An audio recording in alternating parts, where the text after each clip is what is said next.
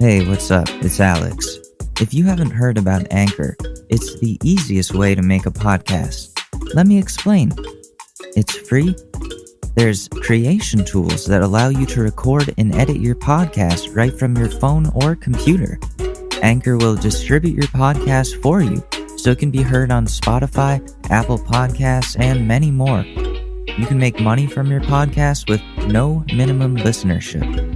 It's everything that you need to make a podcast all in one place. So download the free Anchor app or go to anchor.fm to get started.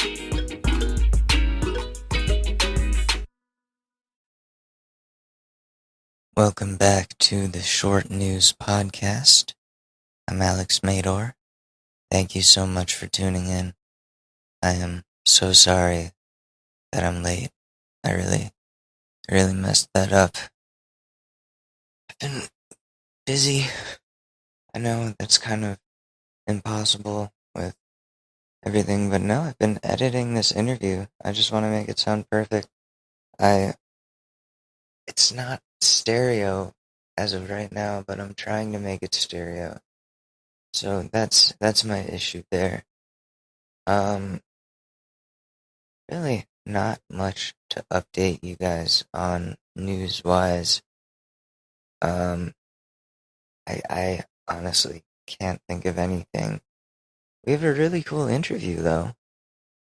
And I got banned from my town's Facebook page because I made a post on there that was exposing all of the racism in Ridgefield, Connecticut, and they took it down and banned me.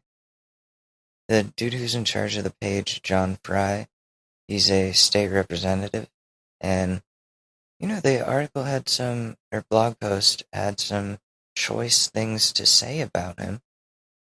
And, if he wants to silence people, then I'm gonna make his life hell.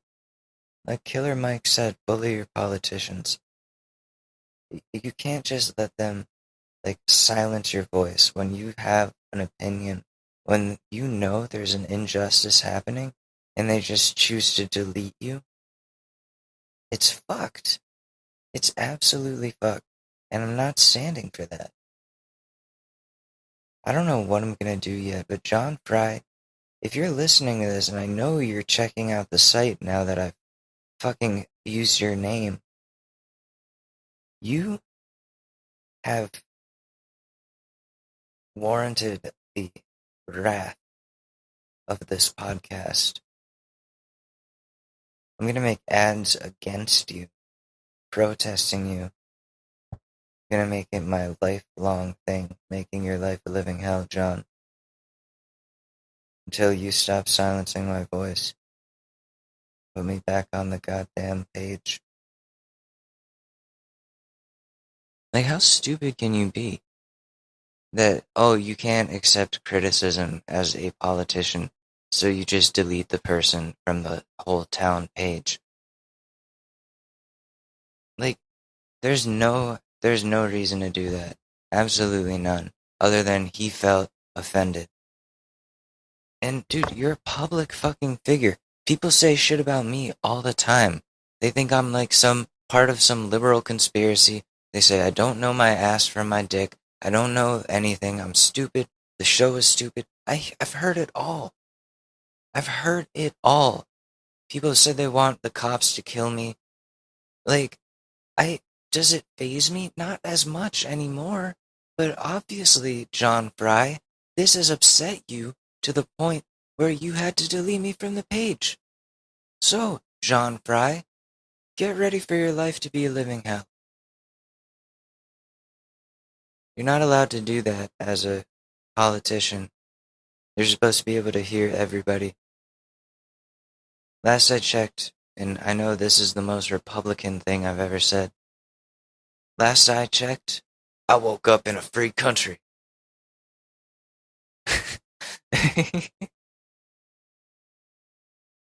Fuck that guy. Honestly. What a piece of shit. As a politician, you're supposed to be able to take criticism. Was it because I called him a malleable piece of putty? That may have been the issue there. Fuck that guy, really. He is a malleable piece of putty. The whole town page is just whiteness. People complaining about their gardens and deer. And there are real problems going on. The second somebody brings up, hey, here are some educational things to help you, white people learn about the Black Lives Matter movement, and then posted by like one of the only black girls in the whole town, and they delete it and kick her off. So, what is that telling you?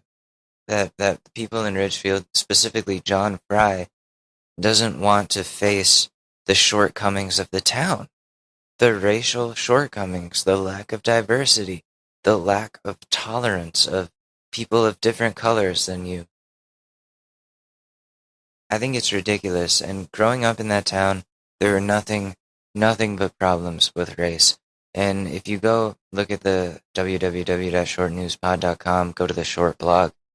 It's not really a short blog post, but I do document a lot of experiences I've had with racism.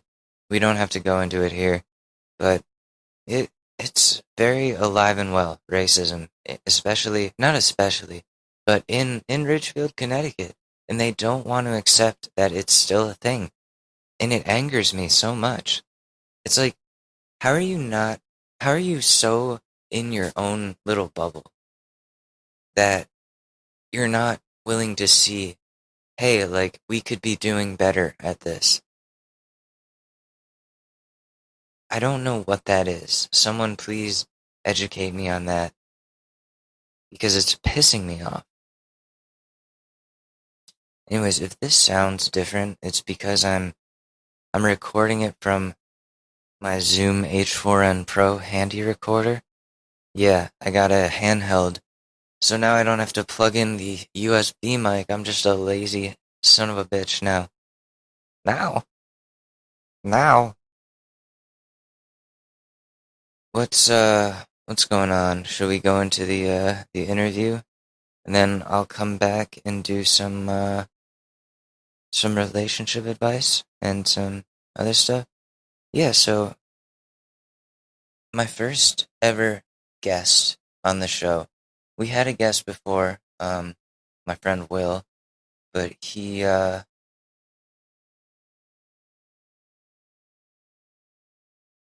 we talked about some not controversial, we talked about drugs, and he also said, kind of doxed me by accident. I didn't want that out there.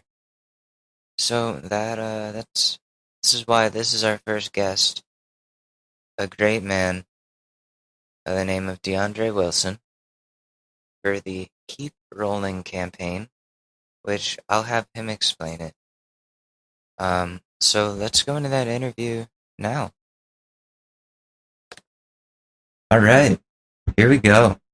Welcome to the Short News Podcast. Oh, that is so weird. There's a slight delay, but today we have a very special guest coming to us from the Keep Rolling campaign, DeAndre Wilson. How you doing? Man, I'm well. How are you doing? I am doing fantastic. Well, I'm doing good, okay. Good. Yeah. Oh, well, that's good. Happy Friday. Okay.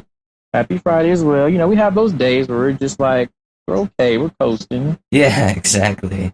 I just want to Are you recording, by the way? Yes, I am. Okay. I just want to thank you so much for coming. You're our first guest ever. I don't know anything about having a podcast guest. I started this show maybe, what was it? December. And it's just so much fun to do. So let's just get into it. Tell our audience about yourself. Definitely. I was going to say thank you for allowing me to be on your show. Of course. And helping me further my podcast tour.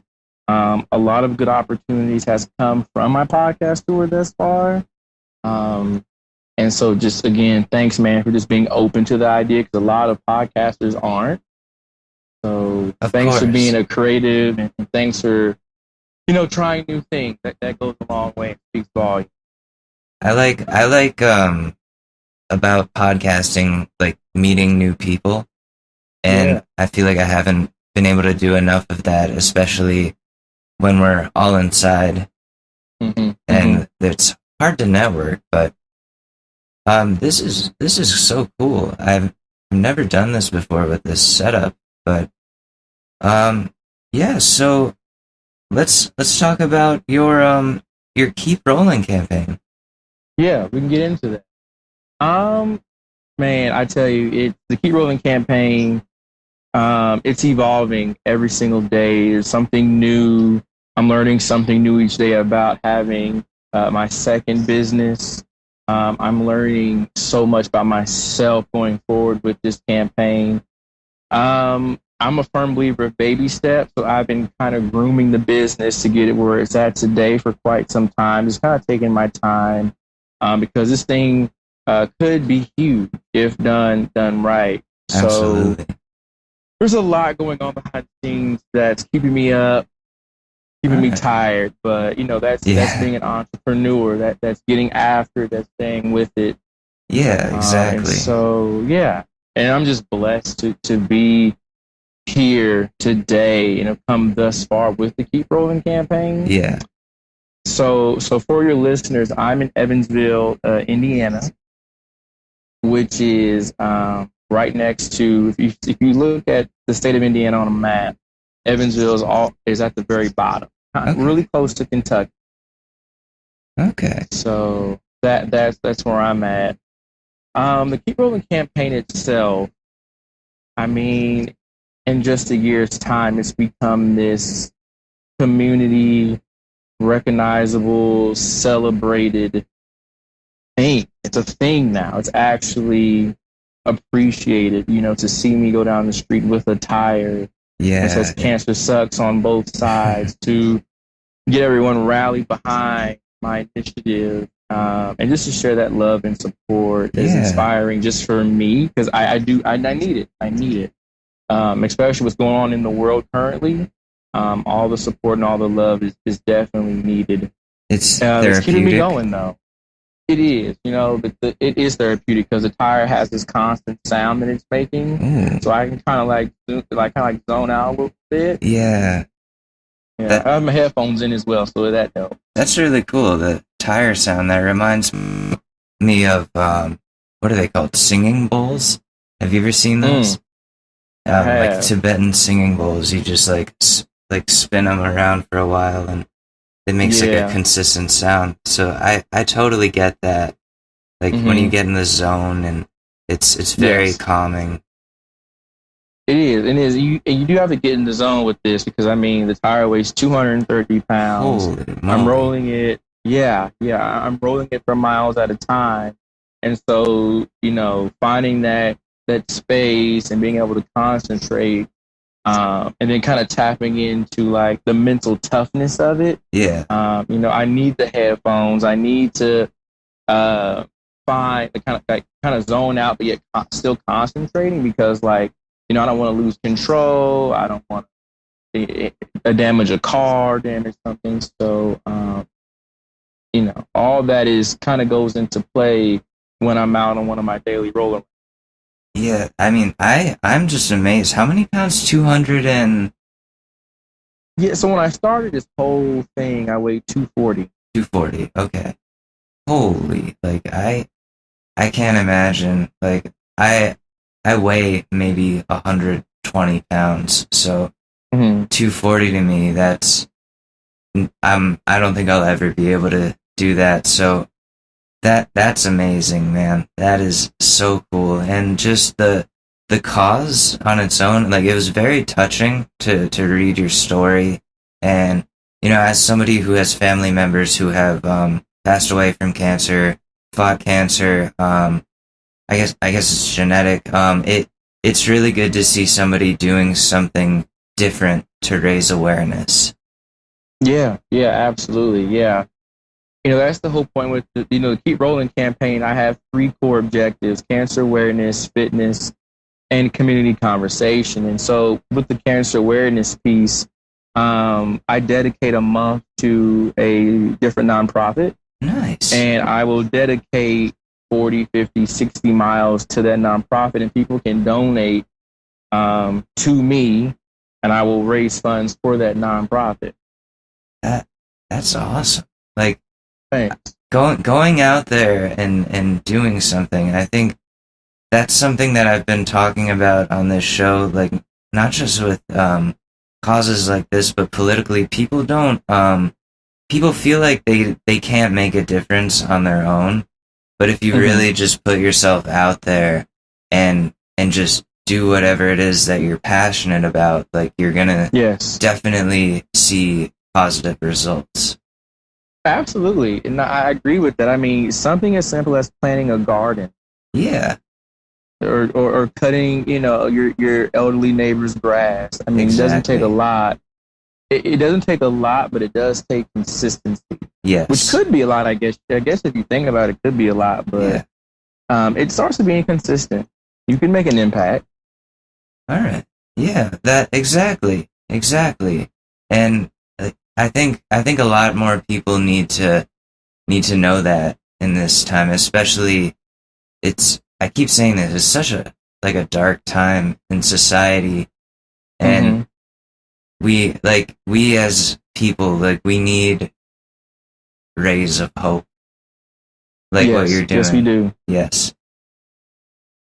And I agree with that. Yeah, absolutely. And I want to see more people doing stuff like that, because I remember growing up, we did in high school and middle school, we did Relay for Life, which that's just one night, and you walk around the track. That's and I don't know. It raises a lot of money, and I think that's great. But what you're doing is super different than that. It's the same concept of exerting a certain amount of energy, but you're exerting so much energy. and you do this daily? Yeah, so I'll this week I haven't. I've been in the gym a lot training. Okay. I work at a gym as well, so that's one of the benefits is being able to work out. Yeah. But starting Monday, I will go into training to get ready for my first campaign, which will be July 1st, that I'm going to dedicate the entire month of July to a nonprofit. And so I'll kind of get into the routine of going probably Monday, I'll probably go 6 miles, something Tuesday, probably 8 miles, work up to it. That way for the entire month of July, I'm ready to go. And I'll probably dedicate 40 miles to that whole month of July. Oh, that's so impressive. I'm just, wow. But it also it burns to think about, but you're getting a really good workout. Absolutely. It's a full body workout. And I don't want to make it sound easy. When I first started this, it was just to work out. It wasn't the Keep Rolling campaign. I just wanted to own my health. Yeah. Once I built muscle and confidence and started to lose weight, I took the tire out, and then it blew up to become what it is today. But I tell you, it was rough at first, dropping it on myself, dropping it, period. Growing up, I mean, it wasn't easy getting to where I'm at today. Yeah, definitely. I mean, that takes a lot of practice, like anything, but I can't get over that. Let me just take a look at what we can talk about here. Okay, so I'm just looking through the questions that you sent. So what's your don't worry, I'm gonna edit this a little bit. Okay, yeah. Yeah. What is your story? What do you feel comfortable telling telling people? Oh, I mean, we can really get into the whole story, and I want to give people a lot of background, some more context. Yeah, so, absolutely. The whole thing, the whole birth of the Keep Rolling campaign, before it was even the Keep Rolling campaign, of my father, he was battling stage 4 liver cancer and colon cancer. Yeah. Now he was able to beat the colon cancer, which was cool. Yeah. But the liver was just so far gone. So after chemo, while having both cancers for a period of time, he would get up and roll the tire for wherever, 6 miles, 10 miles, wherever. He would just go. Even after he beat the colon cancer, he still kept going. He kept rolling. Wow. And so at that point, it's like, what excuse do any of us have not to own our health? Yeah, absolutely. I mean, he was deteriorating from the inside. So now I hold people accountable. I challenge people. I say, what excuses do you have not to have a basic gym membership, just something very basic, and owning your health? Or if you can't afford a gym membership, which is fine, what's stopping you from walking around your neighborhood every single day, 2-3 hours, and just going on a walk? It's like, I was just going to say, it's such a profound statement, because like you were saying, your father, he could do it, like, in his condition.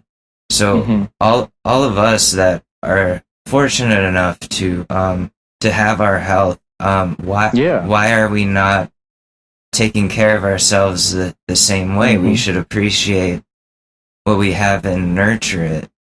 Exactly. Before it's too late. And then you're frustrated because your doctor is now forcing you to work out. Yeah.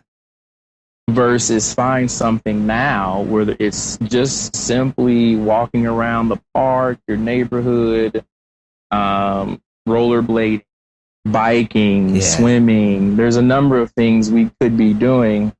That's why I always say there's no excuses at this point. Of course, we'll make them, sure, but there's really none. Exactly. Like I mean, I'm even thinking about, I need to start working out. That, like, like in this whole pandemic, all we've been doing, I live with my fiance, and we just, like, we've been working from home and just have not moved very much. But now, things are opening up a little bit. I don't really have any excuses. I should be going out there and, like, at least just going for a jog. Going for a jog, go for a walk. Definitely. I think, what do they say, like 30 minutes of exercise a day at least, or an hour? At least, yes. At least 30 minutes. Yes. Okay. Yeah, I gotta start doing that. Yeah, and I'm a firm believer of baby steps. So you say jog. If you're comfortable with jogging, by all means jog, but just walk. Yeah, that's true. And it's a beautiful day out anyways. It is. It really is. Yeah, definitely. But, I have no excuse now. I have no excuse. But that, I'm so impressed. Like, still, 240? 240 pounds? Yeah, I lost that. Oh, you lost 240? Wow. Dude. So I started this at 240. Okay. And I lost the 40 pounds. Oh, okay. Yeah. Okay. Yeah. Oh, I was so confused. I thought the tire was 240 pounds. The tire is 230 pounds. 230 pounds. Okay. Yeah. Yeah, I'm still stuck on that. Like, I don't think I could even, like, get that to move a foot. I couldn't either, but I was consistent. That's amazing. I was so frustrated. I was like, my dad was dying and moved this thing for miles. Why can't I do it? What is the physics behind this? And that's motivating, right? Yeah, Yeah. yeah. And the physics behind it is to push it, keep it balanced, and the harder you push it, the faster you have to walk to keep up with it to keep it upright. Okay. It's kind of like riding a bike in a way. Yeah, Yeah. yeah. A very, very heavy bike that you push. Yes. Yes. And it's crazy. People think that it's harder to flip it. It's actually harder to keep it going because you have to keep it balanced. Oh, yeah, and if it starts wobbling or turning a certain way, then That's more muscle and energy exerted to get it back on track. You can flip it and you're done with it because you're only flipping half the weight. It's not like you're picking the tire completely off the ground to flip it. You're raising it up while there's still half a portion of the tire still on the ground. right. So at that point, you're only flipping 115 pounds, which is a lot. It is. Yeah. But to keep it the full 230 pounds upright and moving, balanced, so much harder. Oh, man. And is it hard to steer or It turn? was. It was. Okay. Yeah, the whole time I was trying to figure out just how to move this thing. It was difficult. Like I said, it would fall on me or on over the other way on the ground. Ow. But now now I got it. Now I can drive this thing. That's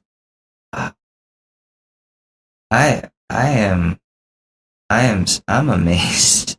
I'm very impressed. I truly am. And sorry, my messages. I'm just looking through these questions again, and Yeah, no problem. So, what I guess what is the hardest part of the whole experience been? There's a few I would have to say. So one of the core objectives for the Keep Rolling campaign is community conversation. And this is one of the hardest, but one of the most rewarding and fun experiences as well. But the reason why it's hard is because when I roll through neighborhoods and people are coming off their porch and they're helping me to roll the tire or to flip the tire, they are telling me some pretty deep situations they're going through. Wow. And at first, I didn't know how to really deal with those. It's awkward. I was like, why is this stranger telling me their personal business? I didn't really want that to happen, but I guess through trust and they see my dedication and what I'm doing, they become more open. And so that is hard to be in that moment and to just listen. I try not to judge. I try not to offer any solution because I'm a firm believer if you just say it out loud, talk about it, Yeah. you'll probably just find the answer yourself. I definitely, definitely. That's like an introspective, but kind of external introspection. I don't know how to word it, but yeah, usually you can talk through something. Yeah, and just getting what it is like out somewhere. absolutely. And I mean, I have offered some solutions to some local nonprofits that help with certain things if the person brings it up. Okay. I don't want to sound like, I'm pushing this on an individual, but I just figure if you vent, and it has happened, people have vented and they get to the solution. They have fixed it themselves. And I have gone back through the neighborhood and seen some changing. Awesome. Wow. That's so let me just let me take a look here. I guess another question I could ask is what else would you like the listeners of this show to know? Well, there's a few things. Okay. So the first is I have a documentary coming out, Okay. and I'm telling my story, my dad's story, getting some community input. It's going to be a great time. I also want to tell people, if you're thinking about making a documentary, please think again, because it is stressful. It's fun, but it's stressful. Yeah. You have to account for everything, and things pop up, and you have to get so much. So It's a lot of footage. I love it. It is a lot. We probably have 50 hours of, I would say maybe 20 to 30 hours of footage. Wow. And we're going to edit all of that down to 45. Wow. And we're still getting more footage as we go.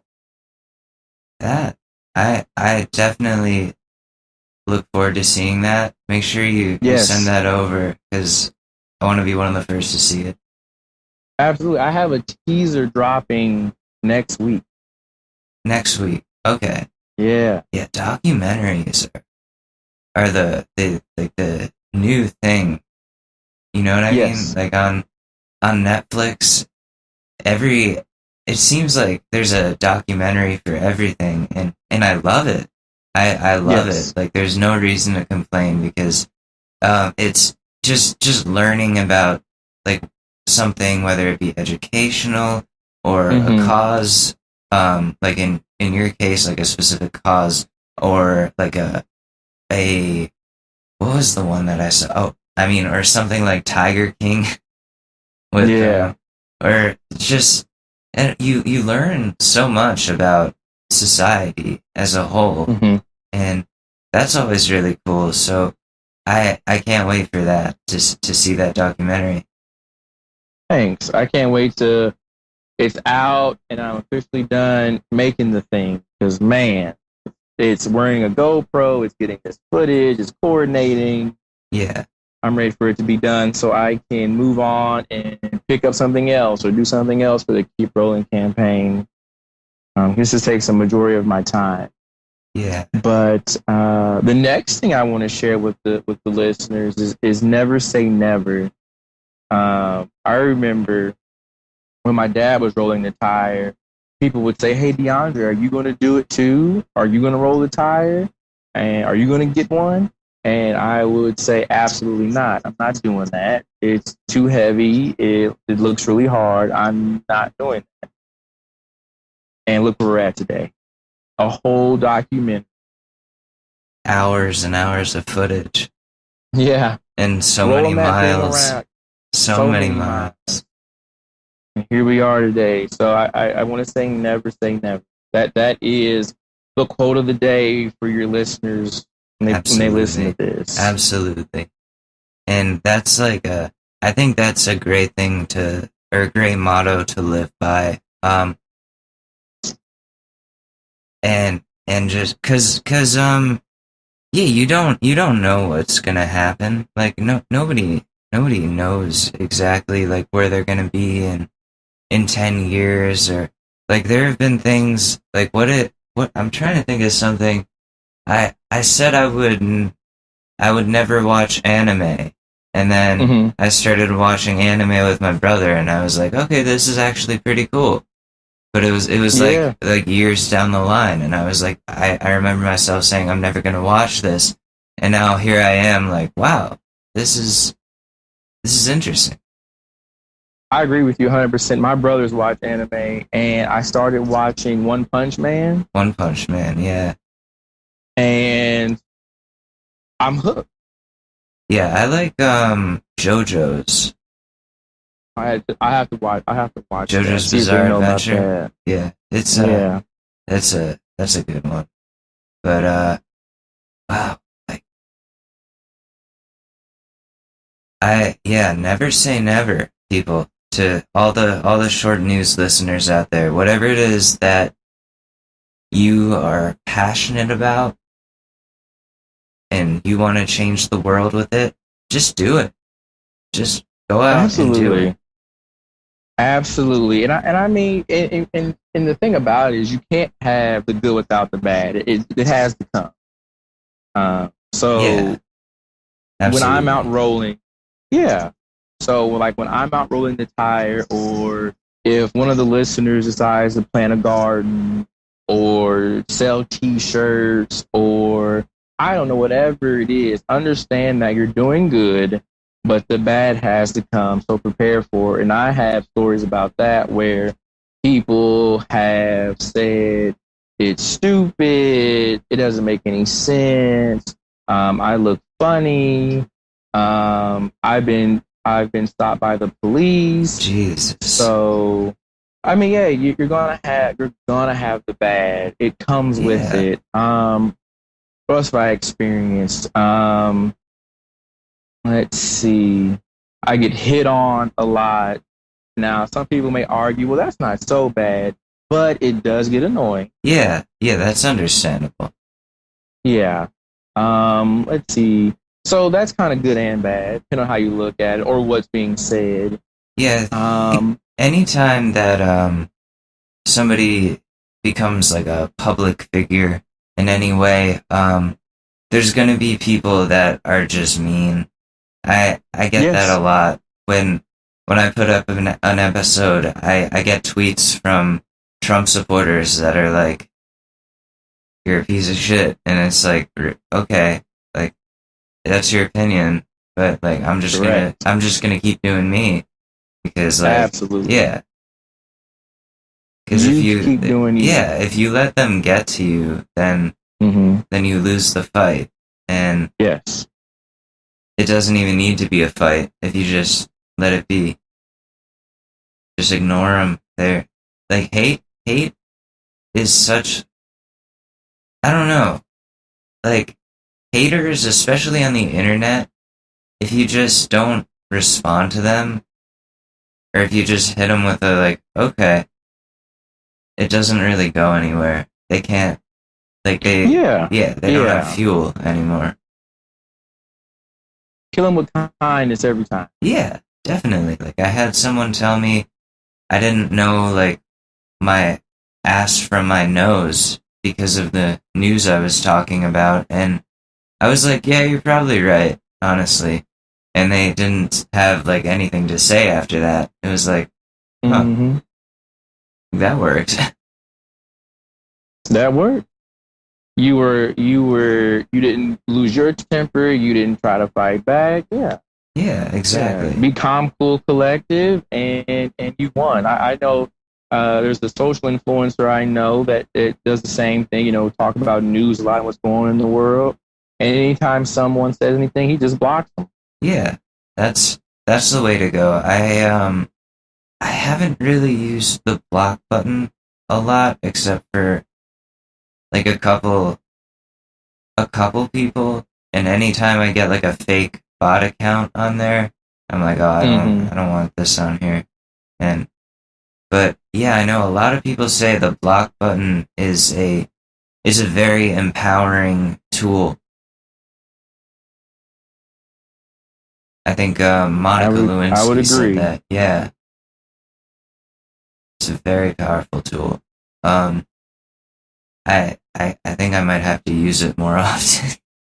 Yeah, that is what it's there for. Yeah, because I don't know, like with everything, like the social climate that we live in right now, the socio-political climate, I guess you would call it. It's so frightening. Everyone's so quick to jump at each other, like to jump at each other's throats, and it's like, people can have different opinions, but I think we can all agree, or should all agree, that human rights are like something for everyone.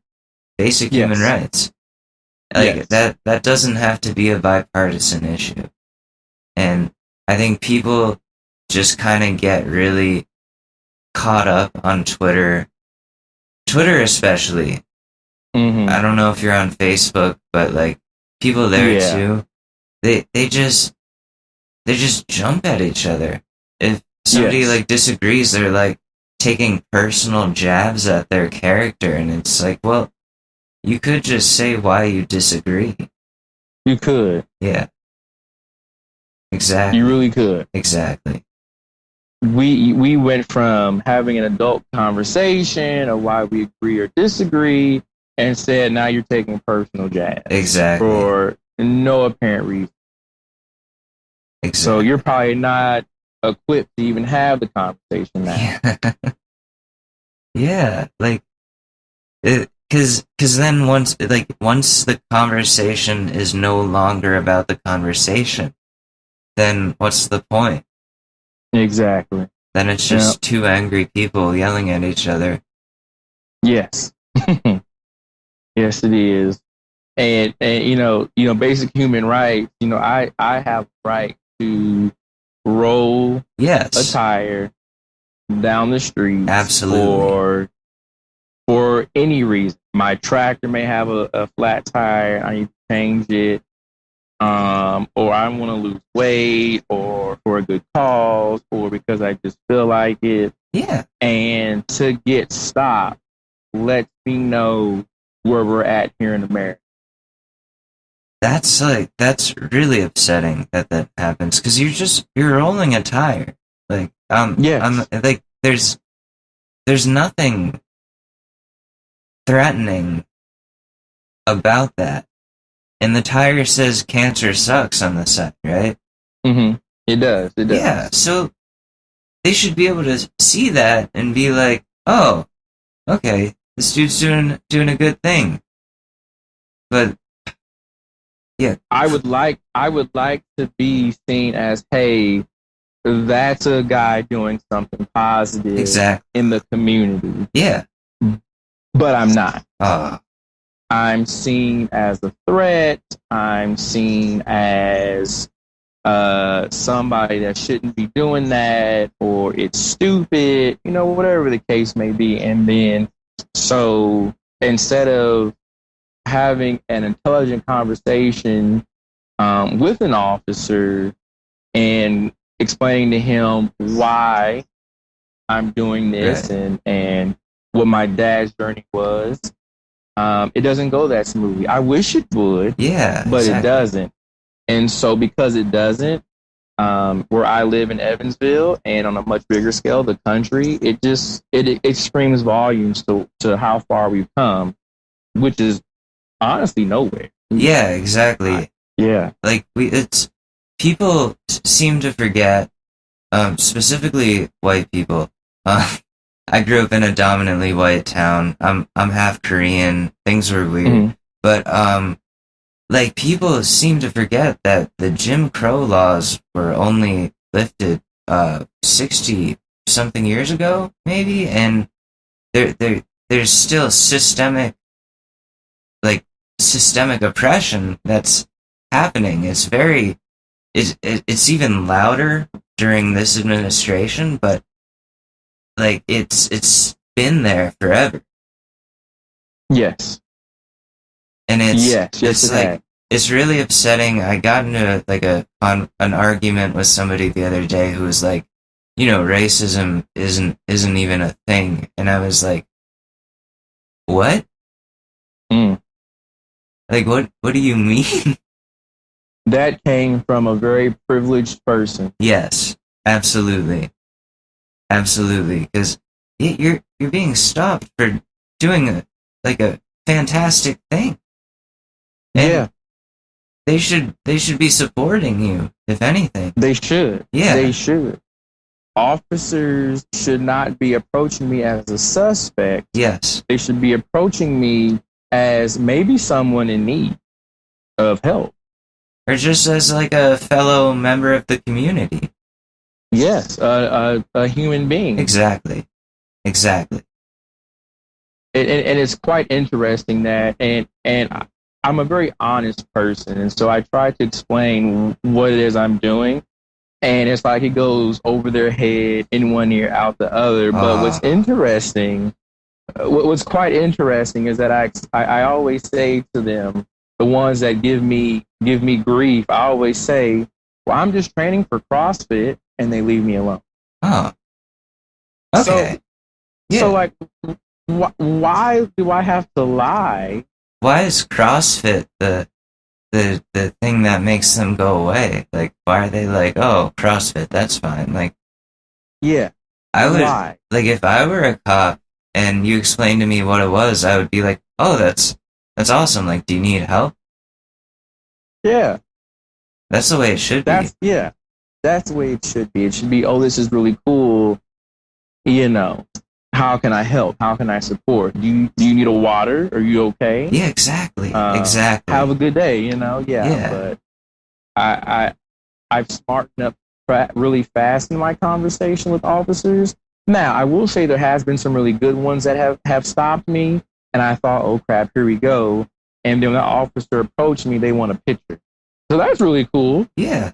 But in that instance of being stopped, I'm like, oh crap, here we go. Yeah, it's scary. It must be really scary. Yeah, it is in that moment. Yeah. It is. And then get out of the car. So there was two encounters where an officer had stopped me and got out of the car and wanted the picture. And that's on my Instagram. You can see that. So that was cool. Okay. And then another officer stopped me and gave me some Gatorade. Oh, that's really nice. Well, that's cool. Those are cool. Those are cool, guys. Yeah. But, those three other encounters, you had blatantly disrespectful officers that it's like, you claim you're here to protect and serve. I don't feel like it. I don't feel safe with you. Yeah, exactly. Like, cops are supposed to be, like, I don't know, helping the community more, or, like you said, protect and serve. And they're more about just busting people. Yeah, let me find, I get it. The tire's different. Yeah. It's out there. I totally get it. Yeah. It is. But approach it. You're curious. You want to know. Absolutely. Not like I'm a suspect up to no good. Why would I steal a tractor tire? That doesn't make any sense. Yeah. Why would I steal this? Yeah. If exactly. anything, wouldn't I want to steal like something of like value? Yeah. Tire doesn't cost anything. What am I going?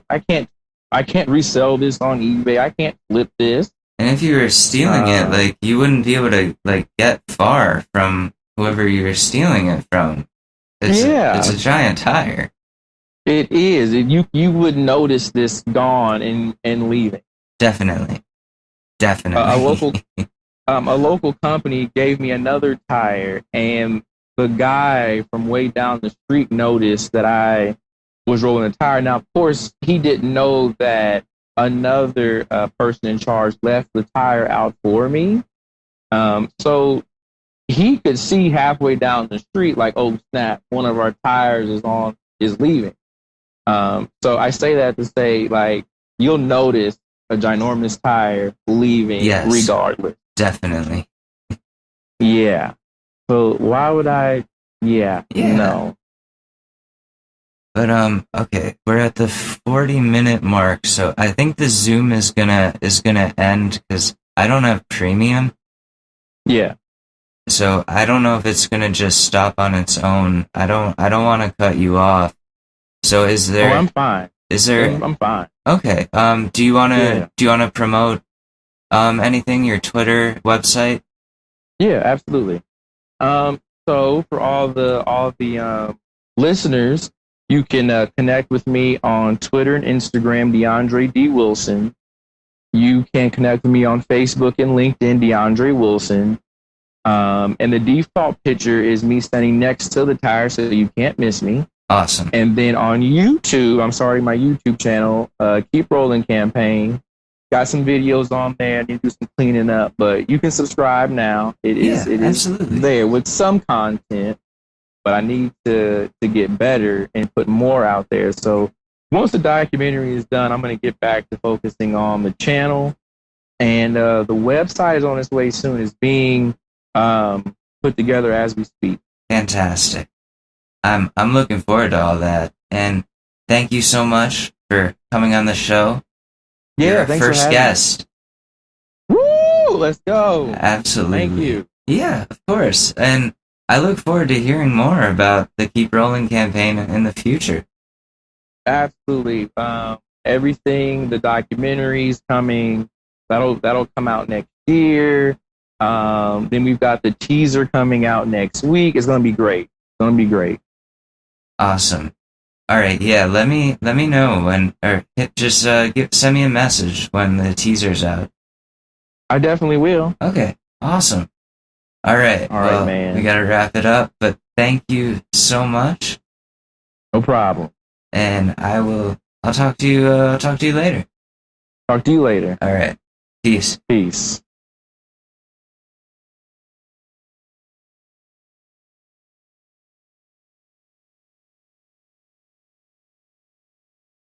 We know the world is uncertain, and in uncertain times, you're uncertain about what's outside.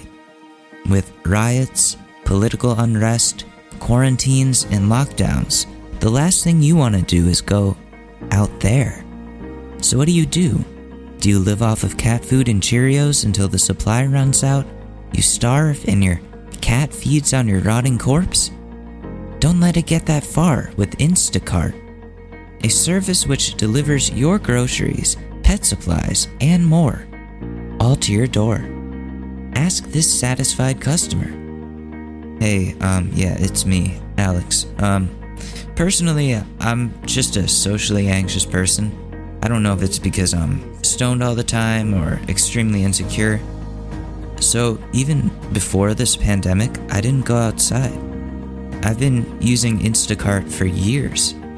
Then when the pandemic hit, and the one thing that I would go outside for, the barber, was closed, I was able to order a hair trimmer from Instacart, and it was at my home within an hour. And honestly, I was able to give myself a better haircut than my shit barber. So don't worry about your little cat named Boots stalking you like a lion would to an antelope.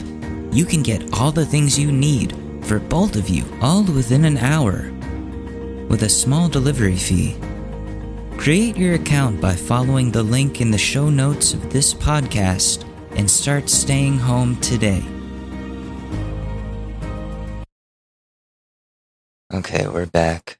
That was fun. That was a good interview. So I don't know what to do now with this episode. So I think we should just go to Reddit, help somebody with their problems, and then just end it there, you know? Alright. Let's take a look. It's in a book, Reading Rainbow. Here's one. The couple I babysit for are asking me to record their daughter every time I give her a bath or diaper change. What? I, 16 male, do babysitting work to make some extra money. The couple I'm babysitting for tonight have a 3-year-old daughter, and they have a rule that whenever I change her or give her a bath, I have to record it on my phone and send it to them for safety reasons. They left before I could say anything, and I don't feel comfortable making a video of her like that. She hasn't had an accident or bathed yet, and I'm not sure if it's a good idea to make the video. What should I do? Edit, I called them explaining that I wouldn't record their daughter, and that if they had an issue with that, they need to come back immediately. About 1.5 hours later, they come back pissed off at me, saying I wasn't getting paid for the several hours I babysat. I told them not to bother asking me to work again and left. Oh my god. That is just too much to ask of a babysitter. Yeah, we want you to record our kid naked in the bath and when you're changing their diaper. That's like not legal for you to have that. Like, that's incriminating for you. You don't want that shit on your phone or sending that. You could get in so much trouble. What if they're setting you up? Fuck that. You don't want to work for people like that. You don't want to take money from creeps like that. You don't need that. Right, Susie? Do you have anything to say?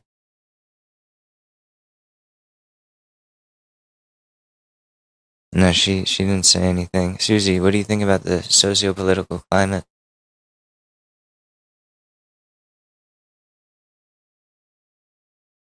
Wow, very insightful. So, that's what's going on with relationship advice. That's a whole disaster here. What do you have to say about the socio?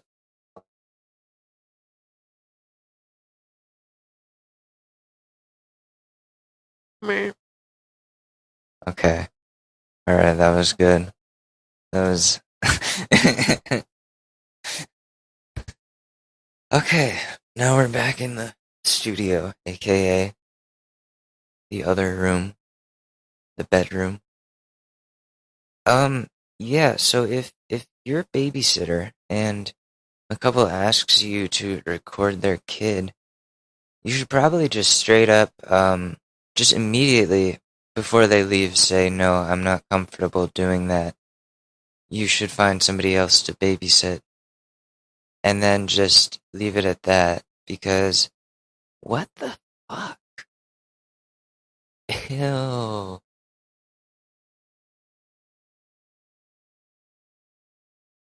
Um, here's something. Oh wait, no. Do we want to do that one? Or an NSFW? Oh, that's sad.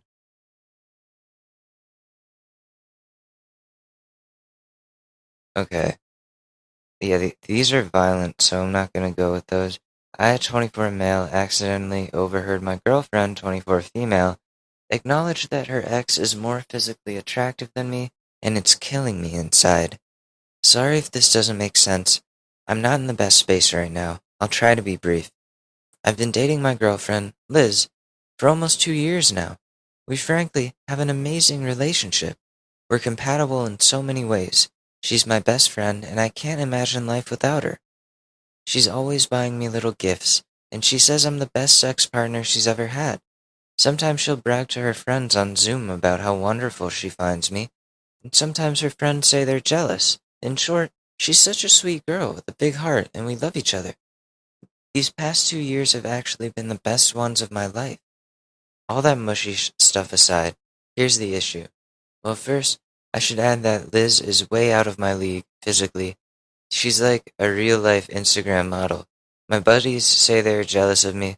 Sometimes strangers hitting on her in public is a bit of an issue, and I can only imagine what her DMs look like. As for me, I think I'm a 5 out of 10. Oh. Liz says she thinks I'm attractive, and I know beauty is in the eye of the beholder, but it's hard not to feel a little insecure when your significant other is a total catch and you look like a mountain goat. Aw, buddy. Before Liz and I got together, she dated a guy who I'll call Chad. It's always a Chad. Fuck Chad. Now, I'm a pretty straight guy when it comes to orientation, but even I can see that Chad was physically appealing.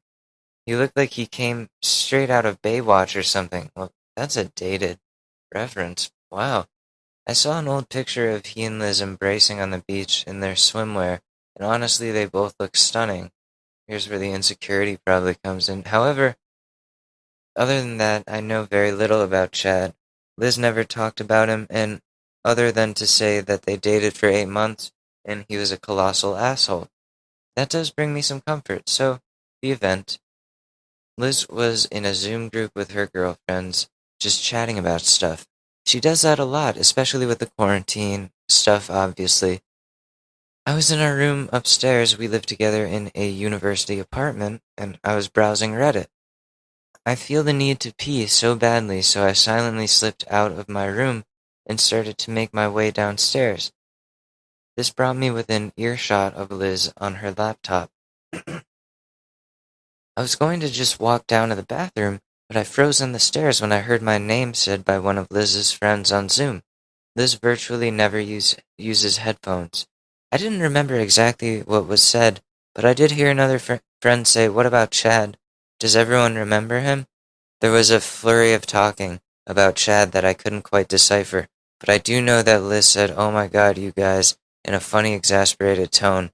I did get a flutter of anxiety when I heard his name, though. Then someone said, in a playfully whiny voice, "Why'd you get rid of Chad, Liz? He was our eye candy." There was some laughing. Then another friend said, "Yeah, now we have," and then our OP, the one that is writing this. It was in a complaining tone, and honestly, it hurt. A real punch to the chest, even if they tried to play it off as a joke. At this point, I'd expect Liz to defend me, which she kinda did, by saying, "Oh my god, you guys, I know OP isn't eye candy like Chad, but he's an amazing guy. Chad was an ass." Hearing that was more than a punch in the chest. I felt my whole body just freeze, and a lump immediately formed in my throat. I really wish I could focus on the positive of her saying that I'm amazing, but all I can think about is her saying Chad was eye candy, and I wasn't. I eventually was able to compose myself and walk down to the bathroom. Liz greeted me and I said hi like nothing happened, but I was shattered inside. It's been a couple of days since I overheard her say the Chad thing. She's been pretty wrapped up in work, so thankfully I haven't had much to put on a performance, but I've had a lot of time to think. I've turned that moment over and over again in my mind. I know that Liz really loves me, but the fact that no matter how much she cares about me, no matter how compatible we are in other areas, Chad is categorically superior to me in one particular area. Liz finds him objectively more aesthetically pleasing than me. There's no way around it. I want to be Liz's best everything. I want to be her best emotionally, mentally, spiritually, and physically. But there's one area I can never be her best, and that just hurts so bad. Not even to mention whichever friend insulted me in the first place. That was so fucking rude. And whenever I unfuck myself, I'm going to figure out who this is. Today was obviously Saturday, which Liz had off from work, and she noticed I was acting different. I told her I hadn't been feeling well.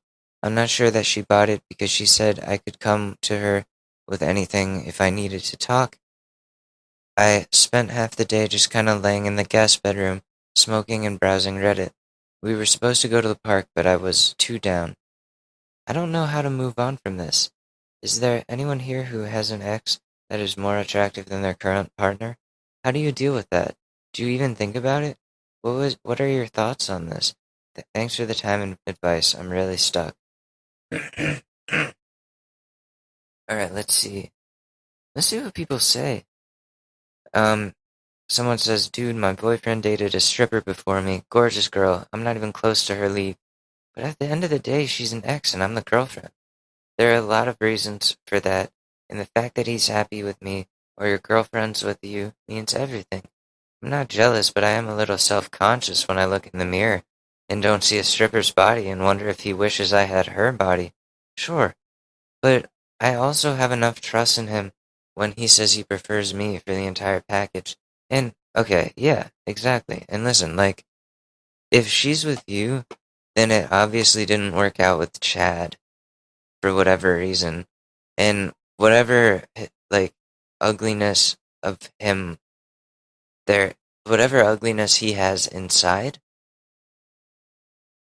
is enough to, like, make him unappealing and ugly in all of the ways. So, I don't know, just 'cause Chad looks like fucking Zac Efron doesn't mean shit.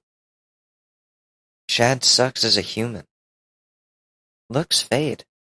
Looks only last for like 20 years at most, 30 years. And then at that point, it doesn't really matter. People are too wrapped up in that. And I've been there, but I got older. And I was like, I'm just gonna grow my mustache, look like a weirdo, not care about how I dress anymore. Just whatever. Like, I'm not not as insecure about my looks, at least. I'm insecure about a lot of things, but I'm not as insecure about my looks as I was like 10 years ago. Which is cool. Like, Like, I look in the mirror, I see all the ugly things about myself, but I accept them. I'm like, all right, like I can find a way to work with this. I think, I can try to make it work, and that's all you gotta do.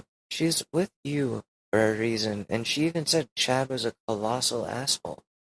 She did kind of stick up for you. Like, she said you're no supermodel, but like, listen, I'm no supermodel. Like, nobody I know is. It's hard to come by. I'm glad you've got a catch, though. And that means she really sees something in you that she didn't see in him. So that's fantastic, dude. You're in a good spot. It's gonna hurt for a while. I'm not dogging on you for hurting over it. I would be hurt too, but just stick with it. Let time heal it. And just be happy that she's with you and has been for a long time. And she's not with him. She hates him. So fuck her friends too. Of course her friends are gonna bring up exes. They all do that. Girls around their friends that are also girls are just toxic. Absolutely toxic. So listen, man, you gotta do you. And I hope for the best for you. But my voice my voice is starting to give out. So I'm gonna have to cut it here. Thank you guys so much. This has been the Short News. Make sure to check us out at www.shortnewspod.com. Alright, I'll see you guys later. Peace. It's really that time of year, and your team might finally do it. Or if you're a Rams fan, you might just want to book the trip now. This year, Super Bowl 56 is in Los Angeles at SoFi Stadium, February 13th. You can scour resellers to buy an overpriced ticket closer to the day, or you can lock in the Super Bowl experience of a lifetime now with our friends at On Location. True 50-yard line seats, only available with On Location. An invite to celebrate on the field with the champs. On Location. Yes, you want to craft a perfect confetti angel like I did? Go to the game with On Location. And it's not just about gameplay. From dinner with NFL legend Marcus Allen to pre-game parties featuring acoustic sets for Wyclef, the official hospitality partner of the NFL is offering the most exclusive ticket packages available. Want to know how? Visit onlocation.exp.com/SP56 or search Super Bowl On Location. That's right.